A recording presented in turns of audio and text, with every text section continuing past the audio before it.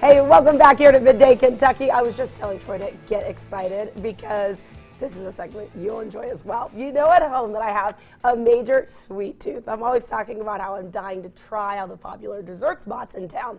So this one I had to check out while we're all planning our Derby parties because they make a local version of the Derby pie. Have you tried it? No, you didn't bring one back. All right, well, let's hear a little bit about it. Here's a look at my visit to Missy's Pies. Everything's made from scratch and we use the best ingredients I can possibly find.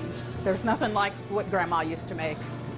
Missy's Pies has a rich history here in Lexington, owned by one of the most popular restaurants in town. Mr. Ramsey, who owns Ramsey's Restaurants, started Missy's. Mr. Ramsey rented the space beside the Ramsey's restaurant, the original one, and had his prep cook Missy lined up to make the pies. Now here's something even the longest running customers might not know. Missy actually never worked a day at Missy's. She actually eloped the day before Missy's opened, so Mr. Ramsey found someone else to run it and has been going ever since. Missy's has been making pies like key lime, black bottom banana, butterscotch, cherry, and more for nearly 3 decades. Gosh, pretty much everything that we make is popular. Came in because I've been craving a rhubarb pie. Debbie and Mickey Watts have been visiting Missy's Pies since it opened. They're delicious. My husband will get a craving and he'll call down, and if they don't have one ready, they'll make it up. Come get them a pie, whatever kind of pie they like, or they'll fix it up. It's very good. And Missy's is also a popular lunch spot. Certainly a place where you don't have to feel guilty for eating dessert first. Definitely. Who doesn't want to come in here and smell all this sugar and not want to have dessert first? We have Ramsey's chicken salad. We carry that year-round. We have chicken and broccoli casseroles. We have broccoli casseroles, shepherd's pie. We make a homemade chicken pot pie here. Then of course, we make sandwiches. So we have sandwiches. We have box lunches that come with a sandwich, a side, and a cookie. So there's something for everybody here. Now let's get to that big ticket item this time of year, the May Day pie. It's a must-have for your Derby parties. It's basically chocolate chips and pecans. So, you know, who doesn't like chocolate chips and pecans? So that's what makes that one the most popular pie, especially this time of year with the running of the roses coming up here soon. Now just be aware, they go pretty fast. My biggest tip to you is order as soon as possible because we get so many orders.